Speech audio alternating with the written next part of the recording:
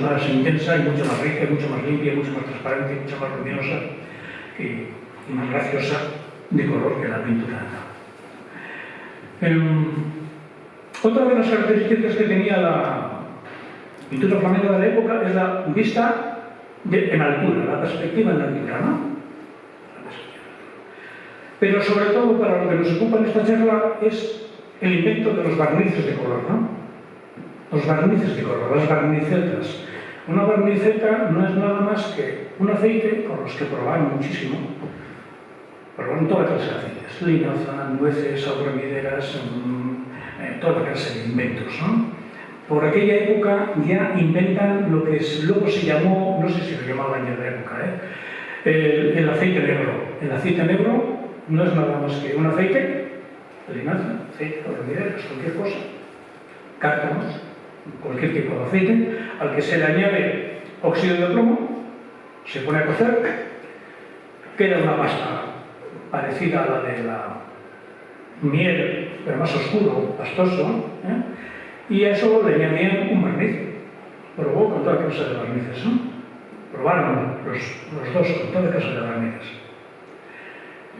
Claro, el problema es que seca muy rápido, tan rápido que si pintas sobre una capa anterior que está todavía no seca del todo, lo que vas a hacer es que o bien lo de abajo se craquea o bien lo de arriba se va a encoger y se va a rotar, ¿no?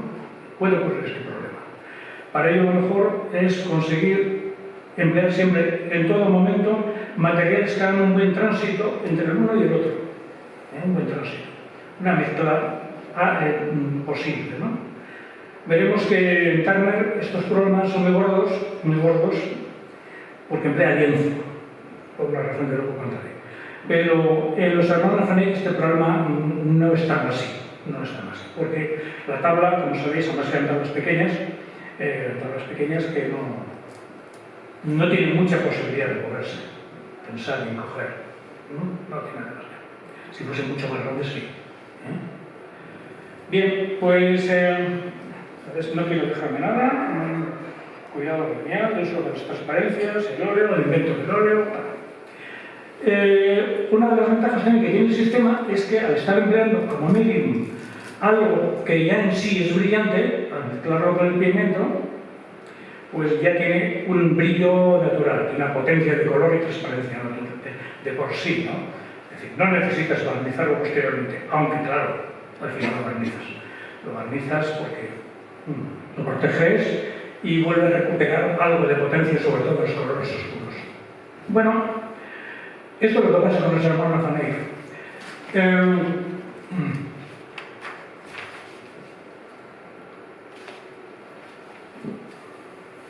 Sin embargo, con la pintura posterior, no es que no quiero decir demasiado, pero la pintura posterior, vamos a meternos con la pintura veneciana. ¿Qué ocurre con los venecianos? Los venecianos ya se olvidan un poco de la pintura del temple, siguen usándola. Veronés, por ejemplo, emplea unos fondos, dicen que verdosos, no está claro eso. Es decir, a veces eran fondos verdosos, a veces eran fondos en gris verdosos, a veces fondos amarronados. Tiziano emplea fondos amarronados, se olvidan de los fondos claros, blancos, y Tiziano, por ejemplo, pinta con fondos amarronados, marrones. ¿Por qué? Pues porque esto le da un trasfondo a todo el conjunto, le da una unidad al conjunto que le permite pintar con más altura y conseguir, sin embargo, una gran unidad para la obra.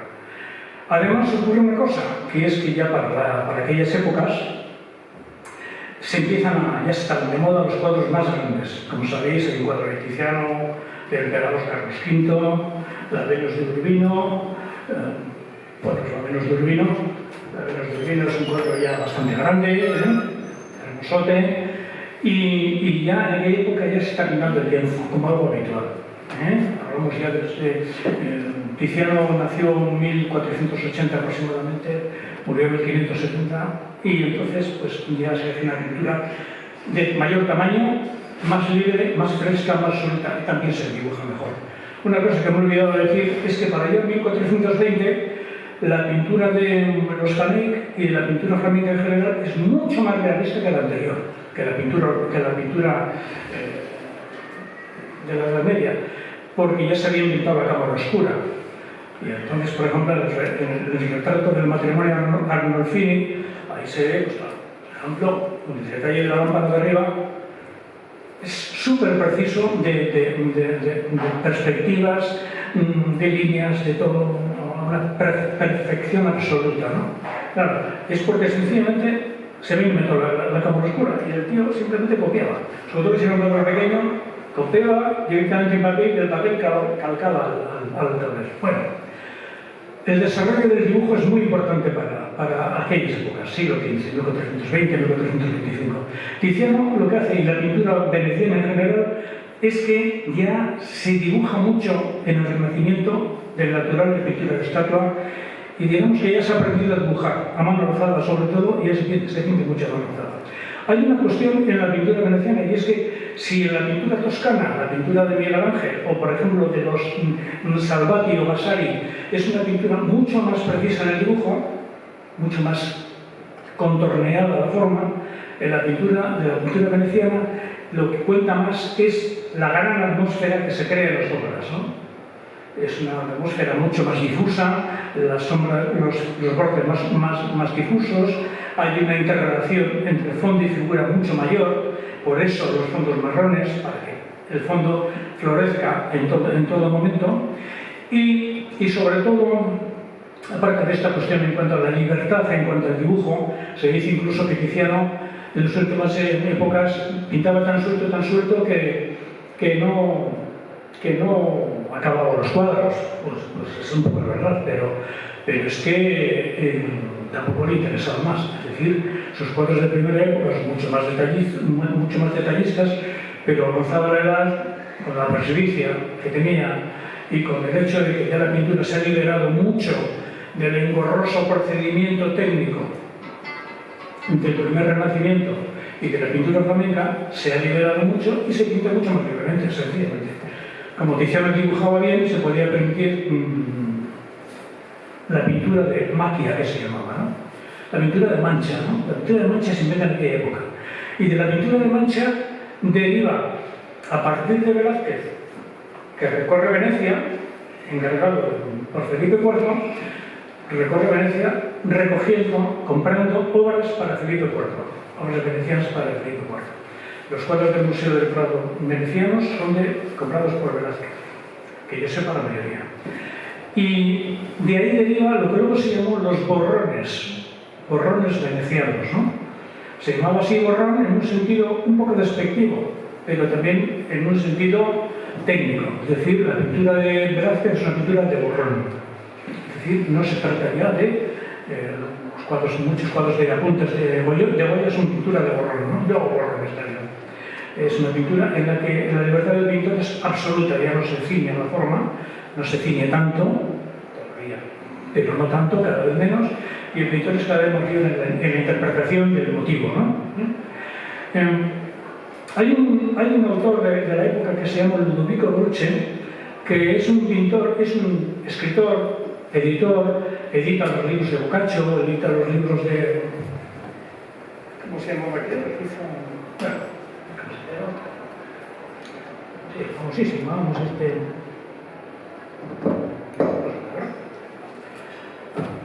El infierno, delante. Bueno, edita El infierno delante, edita a mucha gente, ¿no? A poetas de la época, él era poeta también, y tiene una editorial que edita muchísimos libros. Lo que nos viene a cuento de este asunto es que edita un libro que se llama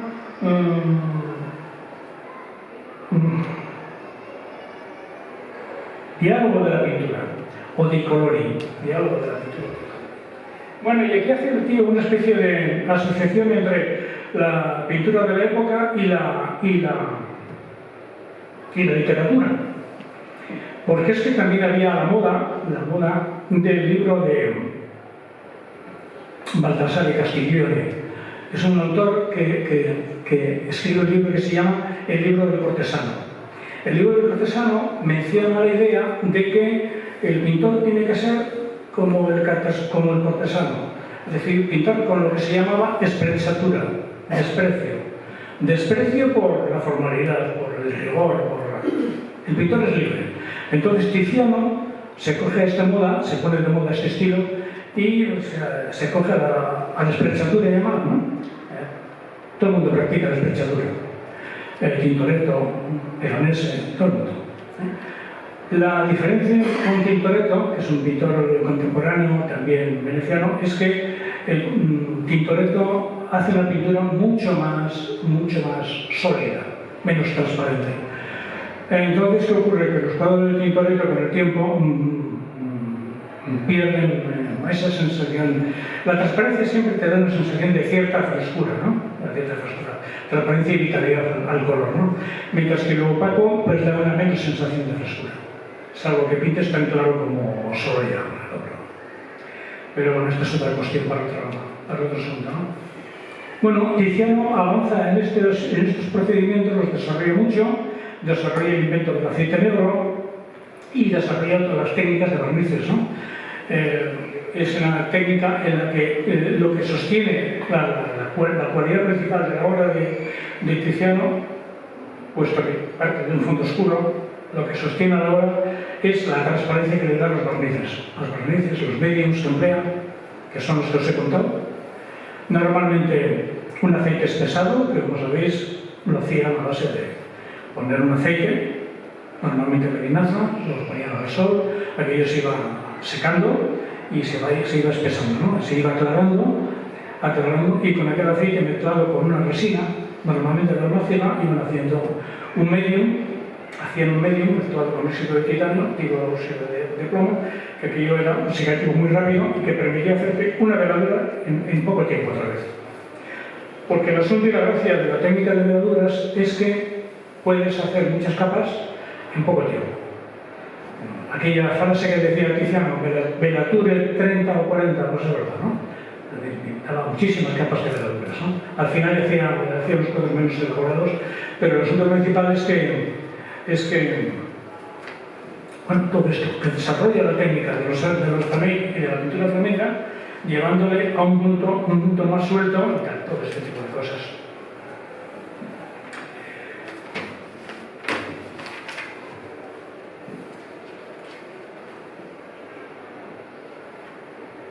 La almáciga, que es el barniz, la resina del lentisco habitual que se empleaba, ¿no?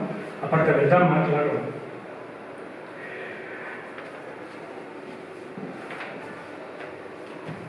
A Rubens, vamos a pasar un poco. Estoy hablando farragido. Rubens. Saturno devora a los hijos. De Rubens voy a decir poco. Rubens es un poco lo mismo que Tiziano, es un poco de la misma técnica. Los fondos de Rubens muchas veces los he visto mucho más claros, muchísima resina en sus cuadros, lo que le ha permitido hacer cuadros frescos, factura súper rápida y bueno, manteniendo siempre el fondo.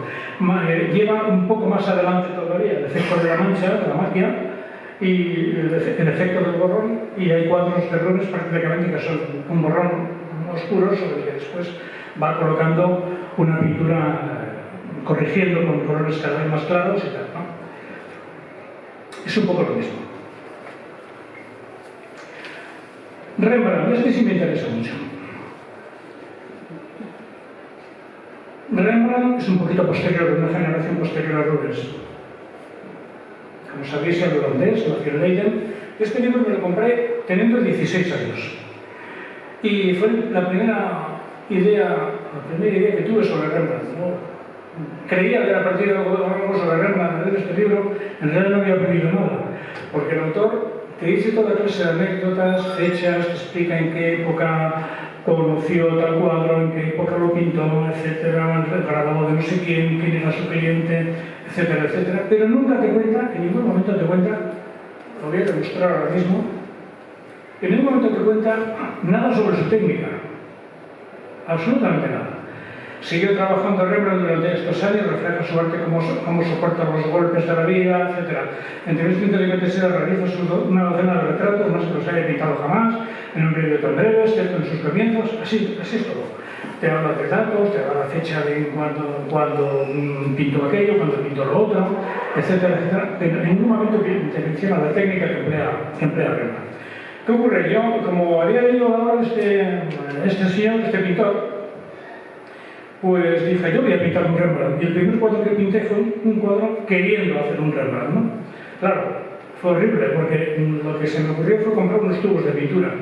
Los tubos de pintura, como sabéis, están hechos con un material de tal manera que no se seca nunca. Tarda muchísimo en secar. Se seca, tarda mucho en secar. En origen, cuando se hacía la pintura, cuando se metía la pintura en los primeros inventos del tubo y los primeros inventos de la pintura sobre vejigas y tal, pues hombre, se le añadían ya muchas veces le añadían secativos, ¿no? Un barniz de algo, un secativo de algo, un secativo de plomo o alguna cosa, ¿no? Y aquello se acababa muy rápido. Pero cuando se inventó la pintura del tubo, el fabricante lógicamente lo que quiere es que cuando cojas la pintura del tubo de la estantería, pues cuando tú lo vayas a apretar, aquello salga, ¿no? Ese es el problema que tiene. Tiene una ventaja, pero tiene un inconveniente gravísimo, y es que lógicamente con eso no puedes pintar de esta manera, ¿vale? Por esa razón el impresionismo es sobre todo una pintura hecha de tubo, porque es lo que tenían. Y como pintaban al aire libre, lógicamente el pintor lo que hace es ir a lo fácil, aprieta el tubo, coge el color y va aplicando. Es una pintura directa, no hay graduras, no hay nada. Algunos cuadros de Monet los he visto con graduras. Ha pintado el cuadro y luego un mes o 2 meses o más, una gradurita de rojo o de algo y le da un encanto, un algo, ¿no?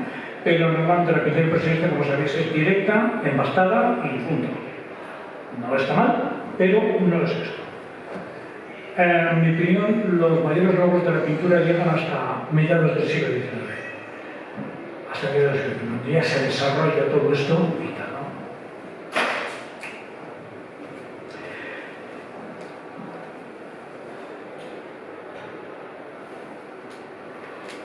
Rembrandt apenas conocía la pintura anterior, la pintura veneciana. Él era un gran coleccionista, coleccionaba grabados, pero había visto el cuadro de Baltasar de Castiglione, el retrato que había hecho Tiziano. Y entonces lo había visto y quiso imitarlo. Aquello fue un antes y un después en la pintura de Rembrandt. Si hasta entonces la pintura de Rembrandt era una pintura sobre todo histórica, y normalmente mucho más sujeta a la forma, a partir de ese momento Rembrandt va cambiando un poco, ¿no? Son los años 40 o así, 1640.